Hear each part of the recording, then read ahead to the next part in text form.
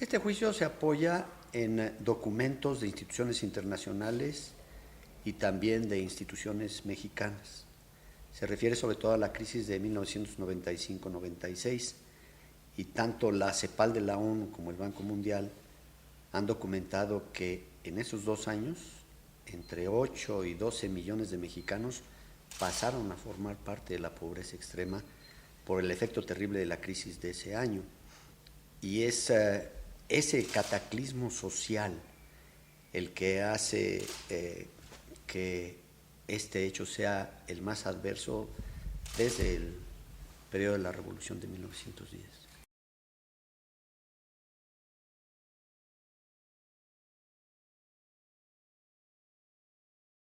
Me parece que aquí también hay que referirse a los documentos de las instituciones nacionales e internacionales y que conforme ha pasado el tiempo y en base a información objetiva, han venido mostrando que al final de mi gobierno sí existía un problema, pero no una crisis. Y es precisamente las decisiones que se dan con posterioridad las que convierten ese problema en una crisis de esta dimensión mayúscula. El título de la década perdida no se lo puse yo, deriva de medios nacionales e internacionales que al final de ese periodo lo calificaron como 10 años que México perdió en el contexto mundial, cuando la economía de Estados Unidos y de los restos de las naciones en el mundo arrancaron un gran dinamismo económico durante esos pasados 10 años y México cada vez creció menos.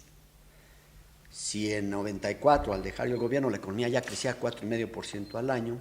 en los siguientes 6 años creció menos, 3,2%. Y en los otros 6 años todavía menos, en promedio 2,3% al año de crecimiento, lo que hizo que, mientras el resto del mundo y América Latina en particular rebasaban las tasas de crecimiento anual de 5%, nosotros crecíamos cada vez menos. Y esto en un contexto de disponibilidad de recursos como pocas veces se habían tenido en México. Solo de exportación de petróleo, remesas de trabajadores mexicanos en el extranjero, inversión extranjera directa y turismo, al final de la década México recibía casi 100,000 millones de dólares por año y crecíamos cada año menos. Entonces es por eso que los expertos, especialistas, comentaristas nacionales e internacionales son los que han calificado ese periodo como la década perdida.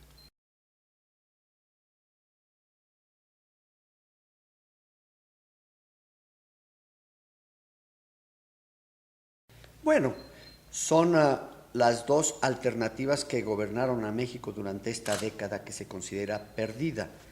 y en cuanto gobernantes asumen la responsabilidad de lo sucedido. El neoliberalismo, como lo documento en mi libro, considerado como el consenso de Washington convertido en doctrina, se implanta a partir de 1995 y se continúa por los siguientes 12 años. Y lo que en la tradición latinoamericana se ha denominado el populismo con su vertiente autoritaria, pues es la que viene a establecerse en el gobierno de la Ciudad de México a partir del año 2000, como también se ha documentado por los conocedores y expertos en la materia. Y lo único que se busca en el libro es contribuir al debate de las ideas al utilizar estos documentos nacionales e internacionales que son los que muestran que ambas alternativas, una opuesta a la otra, son las que han tenido la responsabilidad del gobierno en México durante esta década y ha significado para los mexicanos una circunstancia de oportunidades fallidas.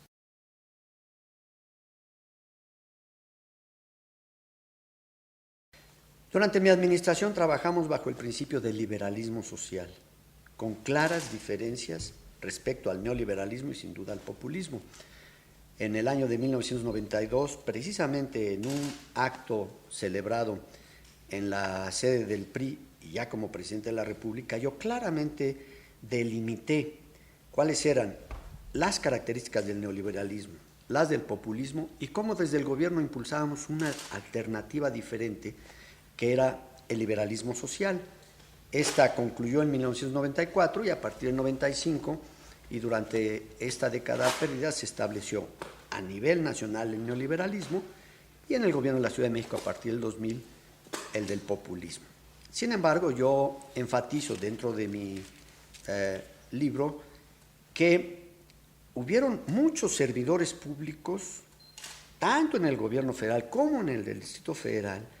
que no compartían estos excesos de los abusos desde el mercado o los abusos desde el Estado. Servidores públicos, trabajadores, administradores de empresas paraestatales, en la sociedad civil, reformadores dentro del PRI, dentro del PRAN, dentro del PRD, en las organizaciones no gubernamentales,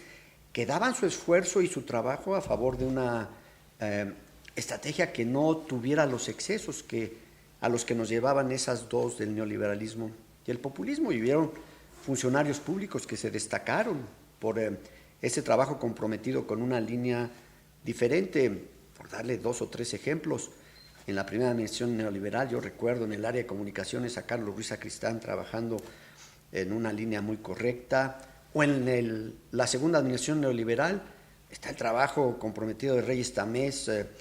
o de Usabiaga o del propio Carlos Abascal, gente muy responsable y con una clara decisión de hacer un esfuerzo, el mejor esfuerzo a favor del país. Y solo le doy unos cuantos ejemplos dentro de muchos servidores públicos que no compartían esta visión, pero que finalmente en los hechos se impuso y ha significado lo que los expertos llaman una década perdida para el país.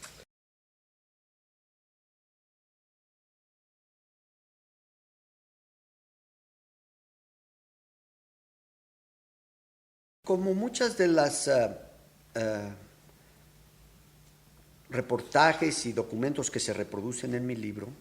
esta reflexión a la que usted hace referencia proviene de un miembro del equipo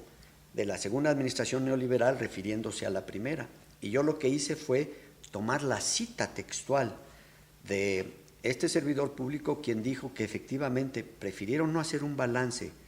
de en qué condiciones recibían al país a finales del año 2000, y ante esa situación lo que pasó fue que los mexicanos esperaban tanto de ese cambio que al no informarles cuál era la circunstancia real que se vivía, no se les pudo explicar de que no iba a haber posibilidad de responder a sus expectativas y éstas se vieron frustradas. Y el hecho es que entre 2000 y 2006 tuvimos la administración cuyo crecimiento económico fue el más bajo desde 1934. Bueno, la segunda más baja desde 1934. Y eso a pesar de esa enorme cantidad de recursos del petróleo, las remesas, la inversión extranjera y el turismo.